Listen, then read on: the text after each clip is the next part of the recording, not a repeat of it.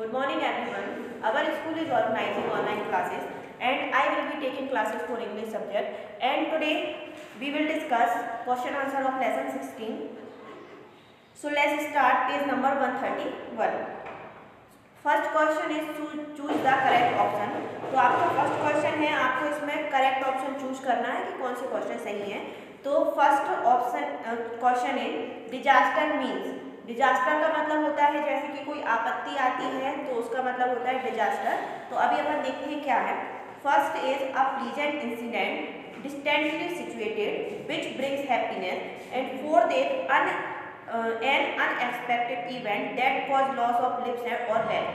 तो अपन ने इस लेसन में पढ़ा था कि जो डिजास्टर होता है उसका मतलब ये होता है कि कोई ऐसा इंसिडेंट जिससे किसी की जिंदगी पर खतरा आए. तो इसका fourth option is right. Second question is paddy field are. First option is field where rice is grown, big field where wheat is grown, fertile and big field. So option first field where rice is grown is correct. Third question is the bags that she got from the rich people were brimming over with. तो ये तो अपन को अच्छे से पता है कि जो बैग्स थे वो सुधा मूर्ति जी के ऑफिस में आए हुए थे, उनमें क्या था, जंक था, यानी कि उनमें केवल कचरा ही कचरा भरा हुआ था. तो the option B is correct answer.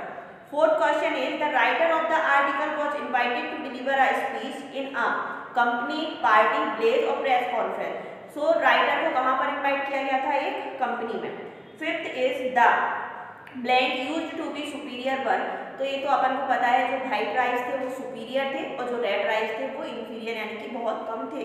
तो the option B is correct answer.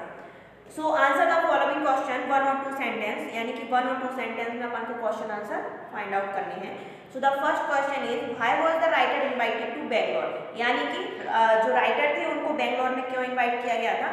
तो the writer was invited to Bangalore to deliver a speech on corporate social responsibility. यानी कि उनको स्पीच डिलीवर करने के लिए बेंगलोर बुलाया गया था. Second question is what was the reaction of the young girl and boy after the writers lecture. तो अपन को ये पता था कि सभी लोग कैसे बहुत ज़्यादा इमोशनल हो गए थे. तो the reaction was of the girls and boys after the writer lecture they were very emotional. Third question is how did the writer assure the boys and the girl. तो उन्होंने जो राइटर थे उन्होंने कैसे गर्ल्स और boys को आश्वस्त किया था. So the writer assured the boys and girl that you can send your bag in my office and I will give your bag to right person. यानी कि आप अपने जो बैग्स हैं जिनमें आपको मदद करनी है आप मेरे ऑफिस में भेज दीजिए और मैं जो नीडी पीपल होंगे उनको दे दूंगा. Fourth question is how did the grand parents to the writer live. यानी कि वो कैसे रहते थे. तो the grand parents of the writer lived like flower with fragrance in the forest. Fifth question is what question had been bothering the author for a long time. तो ये अपन को पता है वो जो the question is why we ate red rice and give white better to the poor. यानी कि हम क्यों खराब क्वालिटी का राइस ईट करते हैं और जो अच्छी क्वालिटी का राइस है वो पुअर पर्सन को क्यों दे देते हैं. तो the sixth question is why did not they eat white rice at night because they wanted to donate to the poor person. क्योंकि वो पुअर पर्सन है उनको डोनेट करना चाहते थे. तो the option B is answer the following question 3 और 4 sentence. यानी कि 3 और 4 सेंटेंस में आपको इसमें क्वेश्चन लिखने हैं. तो the first question is how did square help Sri Rama during the construction of the bridge between India and Sri Lanka. So the square helped Sri Rama during the construction of a bridge between India and Lanka by bringing a handful of sand. यानी कि उन्होंने जितनी भी जो square थी उन्होंने मुट्ठी भर भी रेत के द्वारा भी वो ब्रिज बनाने में उनकी मदद की थी. Second question is why did the writer initially feeling of pride on receiving end donation turn into shock and surprise on opening the bag containing them. अगर आपने स्टोरी पढ़ी है तो आपको इसका आंसर पता ही होगा क्यों राइटर शॉक हो गए थे. तो the writer initial feeling of pride on receiving the donation turn into shock and surprise on opening the bag containing them because the bag were full of all kind of junk. किसी ने फटी हुई साड़ियाँ दे दी थी, transparent चीज़ें दे दी थी, sleeper दी थी, तो इनका एक पेयर नहीं था। तो इस तरह सारा जो था वो ऑल काइंड ऑफ जंक उन्होंने बैग में फिल करके दे दिया था। The third question is how did people live in the place during the winter childhood? यानी कि वहाँ पर राइटर्स चाइल्डहुड, वहाँ पर वो कैसे रहते थे? तो there was no communal divide in the blazers, यानी कि कोई भी ऐसा कम्युनिकल डिवाइड नहीं थी, सभी लोग आपस में बहुत अच्छे से रहते थे।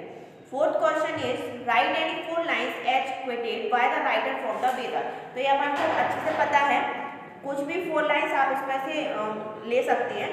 Done it with kind words, done it with happiness, done it with sincerity and done it only to the needy. Fifth question is how did the writer's grandparents help the poor people? So the writer's grandparents helped the poor people by giving them white rice and good quality rice. So इस तरीके से उन्होंने white rice जो अच्छी quality का rice था वो poor person को देकर उनकी हेल्प करी थी। So the last question is what is the real service of God according to the writer grandmother? So the real service of God according to the writer's grandmother is God is not there in the temple, mosque or church. He is with the people. If you serve them with whatever you have served God. यानी कि अगर आप, वैसे तो उन्होंने writer जो है सुधा मूर्ति जी, उन्होंने बोला है भगवान ना तो कोई चर्च में है, ना मंदिर में है, ना मस्जिद में है। भगवान तो किसके साथ होते हैं? इंसानों के साथ ही रहते हैं। तो उनके ग्रैंड पेरेंट्स ने कहा था कि अगर आप इंसानों की मदद कर रहे हैं तो इसका मतलब ये है कि आप भगवान की ही मदद कर रहे हैं। तो इस तरीके से अपने इसमें जो ग्रामर का पार्ट और क्वेश्चन आंसर है वो कंप्लीट होते हैं। अब अपन नेक्स्ट वीडियो में मिलते हैं अपने नेक्स्ट चैप्टर के साथ। Thank you.